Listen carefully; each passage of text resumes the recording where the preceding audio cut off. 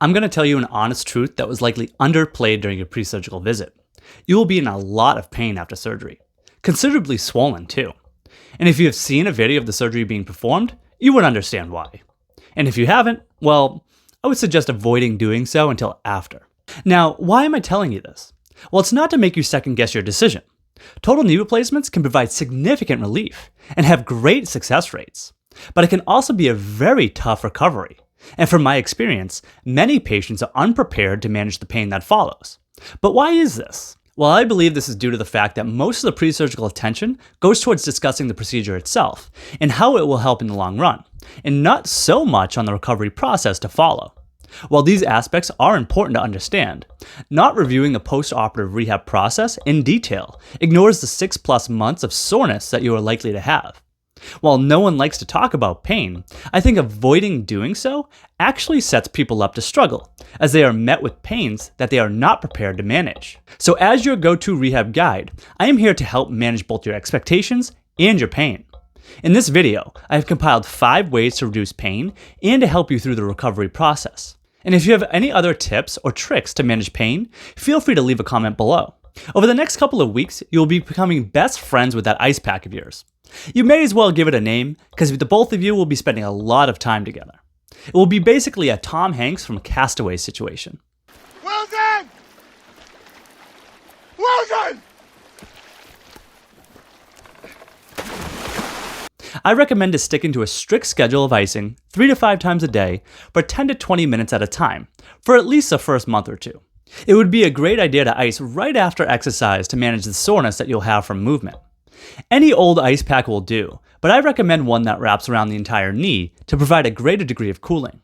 Now, if you really want to upgrade, a cryo cuff provides a great combination of compression and ice, helping to improve circulation and prevent swelling from building up in the knee.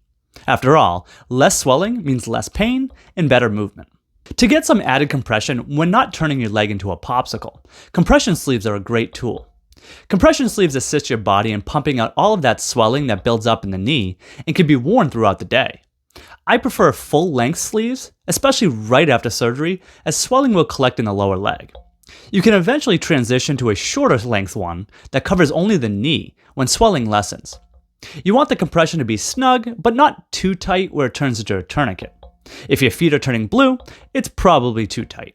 Now, while you binge watch all of your favorite shows, make sure to elevate those legs. Sitting is going to pull all of that swelling down your legs, and your body's going to have a tough time pumping it back up. So give your body an assist and elevate your legs above your heart. Hang out in this position for 20 to 30 minutes at a time, and while you're in this position, perform some ankle pumps to create a pumping motion of the muscles to speed up the process. TENS is a non-invasive method of pain relief.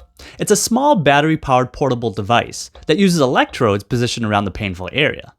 When the device is turned on, it sends an electrical current that interrupts the pain signals. Nowadays, these units are cheap, easy to use, and can be combined with the other pain management strategies that we discussed.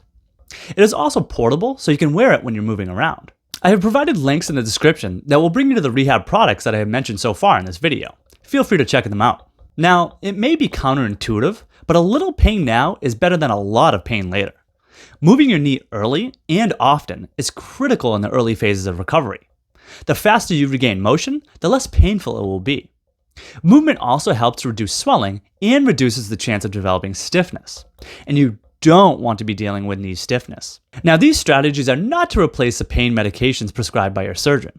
This is a tough recovery, and proper pain management is key to keep you on track with your rehab. Instead, these strategies should be utilized as a complement, helping to provide added comfort during the earlier phases of recovery and help you get off those pain medications sooner. Now, if you're looking for more information about total knee replacement surgery and rehab, check out these videos. And while you're at it, make sure to like and subscribe to the channel to help us grow and continue to be your go-to physical therapy guide.